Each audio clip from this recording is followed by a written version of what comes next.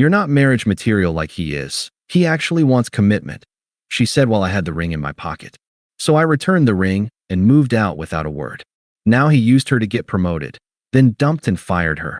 And she's watching me build the life she thought she deserved. Hey viewers, before we move on to the video, please make sure to subscribe to the channel and hit the like button if you want to see more stories like this. Thanks. 3 years. 3 years of what I thought was building something real with Melissa. I'm a software developer, 28, nothing flashy but stable. Good income, my own place, the kind of guy who shows up when he says he will. For 2 months, I'd been hiding an engagement ring in my sock drawer. Princess cut solitaire, 8 months of savings. I was planning to propose on our 3-year anniversary, dinner at our first date spot, then the lake where she'd told me she loved me. Then Derek happened. Derek was Melissa's new co-worker. 31, BMW, expensive suits. Within 2 weeks of him starting, everything changed. Melissa had grown up in a trailer park, something she'd confided in me during our 2nd year together. Tears in her eyes as she talked about wearing Goodwill clothes to school. She used to say she just wanted to feel safe. I didn't realize how much that meant wealthy. She'd clawed her way to a marketing job, and I admired her drive. But Derek represented everything she'd convinced herself she needed to prove she'd made it. The comparisons started immediately. Derek just bought a house, she said over dinner one night. Cash down payment. Must be nice to have that kind of security. We could start looking at houses, I offered. I've been saving. On your salary? Jake, be realistic. That stung. I made decent money, but Derek was some hotshot consultant pulling twice my income. 2 weeks later, Derek's taking the team to that new steakhouse downtown for the Morrison account celebration. The one with the $200 per person menu. Sounds expensive. Some people understand that image matters in business. The way she said it made me feel like I was missing something fundamental about life. I caught her looking at Derek's Instagram posts. The BMW, the expensive watch, photos from exclusive restaurants. Sometimes she'd show me his stories with this wistful expression, like she was watching a life she wanted to live. The breaking point came on a Thursday. I'd surprised her with tickets to see her favorite band, tickets that had cost me a week's worth of lunches. She barely looked at them. Derek got promoted today. His team is going to celebrate at that rooftop bar downtown. The one that's $200 just to get in the door? It's called networking, Jake. Some people understand that investments pay off. I felt something cold settle in my stomach. So you'd rather drink overpriced cocktails with Derek than see the band you've talked about for months? Her expression shifted, and suddenly I was looking at a stranger. Maybe that's exactly what I'd rather do, she said. Derek thinks big, plans big. You think about code and Netflix and staying home every weekend like we're retired. I thought you liked our quiet nights. I settled for them, Jake.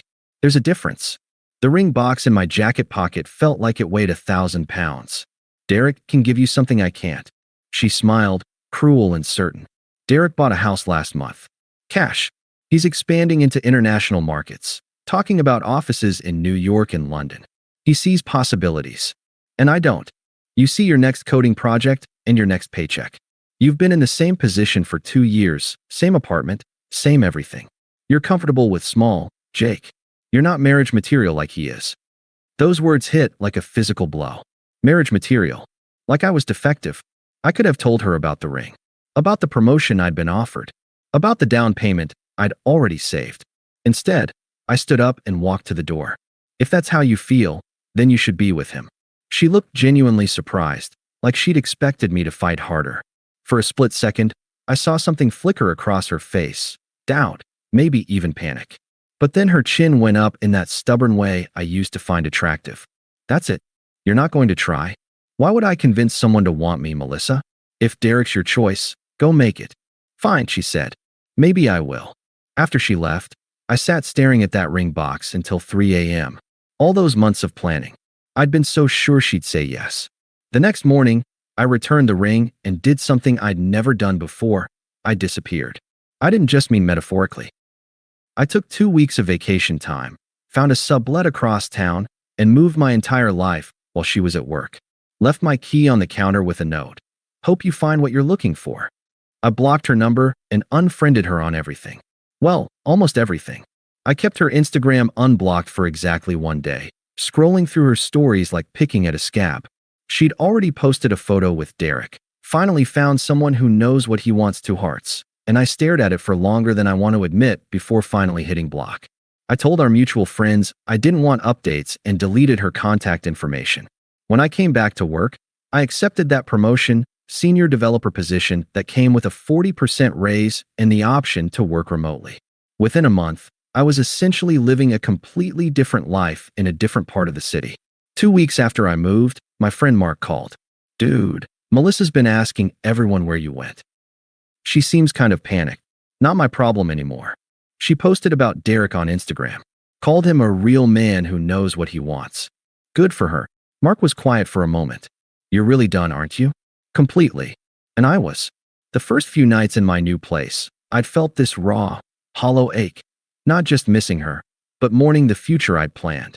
But by week 2, something shifted. I wasn't angry anymore. I was relieved. The woman who could discard 3 years that easily wasn't someone I wanted to marry anyway. 6 months later, Mark called with news. They were engaged. I was in my new apartment, which I'd actually grown to love, better neighborhood, closer to work, space for the home office I'd always wanted. "That's nice," I said, and meant it. The ring is huge, apparently. She posted it with some caption about finally finding someone who knows what I deserve. Hope they're happy together. And I genuinely did. I'd started seeing someone, Sarah, a UX designer from my new team. She was brilliant and funny and had this way of getting genuinely excited about my projects that made me remember why I loved what I did. She also made terrible puns that should have been annoying, but somehow weren't. The wedding was 8 months later. Country club affair, from what I heard through the grapevine. Melissa posted constantly about her perfect day and perfect husband who treats a woman right. I was happy for her. Really, if Derek was what she needed to feel complete, then she deserved to have that. But Derek wasn't who Melissa thought he was. The first crack appeared about 6 months after the wedding. I was having coffee with Sarah when my phone buzzed, unknown number. "Jake, it's Melissa. I know I'm probably the last person you want to hear from, but I need to talk to you. Please." Sarah raised an eyebrow when I showed her. "Your ex?" My thumb hovered over the keyboard for a long moment. I started typing, "What's wrong?" Then deleted it. Started again. "I hope you're okay." Deleted that too. Finally put the phone face down on the table. "Nothing to say," I told Sarah. But the messages kept coming. Different numbers, friends' phones, even social media accounts I hadn't blocked yet. I made a terrible mistake. Derek isn't who I thought he was. I should never have left you. Please, just call me back. Once, through our mutual friends, I heard pieces of the story. Derek had become controlling after the wedding. Isolated her from friends, monitored her spending, made her quit her job because he preferred her available. The international business expansion was apparently fantasy. He was leveraging himself to the eyeballs and using her credit to cover shortfalls. Then came the affairs. Multiple women, some of them her former co-workers. He wasn't even trying to hide it. "She looks terrible," Lisa told me at a birthday party. "Lost like 20 pounds, won't talk to anyone. I think he's been messing with her head." "That sucks," I said, and I meant it the way you mean it when someone tells you their car got stolen. Bad thing happening to someone you used to know. Don't you feel vindicated at all? She treated you like garbage and now she's learning that grass isn't always greener. That doesn't make me feel good, Lisa. It just makes me feel like I dodged a bullet. The divorce was messy. Prenup left her with almost nothing. She lost the house, the car, even got blacklisted from several firms when Derek spread rumors about her being unstable. She moved back in with her sister, broke and humiliated. Meanwhile, Sarah and I got engaged. Nothing dramatic, just us at home after dinner, talking about the future we wanted to build. When I proposed, she made a joke about my engagement puns being better than my regular ones, which made me laugh so hard I almost dropped the ring. I posted one photo, our hands, her ring, simple caption with the date. Within an hour, congratulations were pouring in. But buried in the notifications was a message from another unknown number. "Congratulations. She looks lovely. I hope you're happy." For some reason, I replied, "Thank you." 2 weeks later, Sarah and I were at our friend Dave's wedding when I saw her. Melissa looked broken. That was the only word. Always petite. Now she looked fragile, like she might blow away. The confidence that used to radiate from her was gone, replaced by something that looked like permanent apology. She was standing alone by the bar when she spotted me. Her face went through surprise, hope, panic. Jake! Melissa! You look. She studied my face like she was trying to memorize it. You look really good. Happy. Thanks. I saw the announcement. Your fiancé is beautiful. I glanced across the room where Sarah was laughing with Dave's family. She is. I need to tell you something. Her voice was barely above a whisper. About Derek. About what happened between us. Melissa, he told me after the wedding why he really pursued me. Years ago, when he first started at the company, before I even knew you existed, I turned him down when he asked me out. He never forgot that. Maybe he didn't plan the whole thing from the start, but once he had me, her voice broke. He made me pay for every slight, real or imagined. He used everything I'd told him about growing up poor, about wanting security. He knew exactly how to make me feel small again. I stared at her.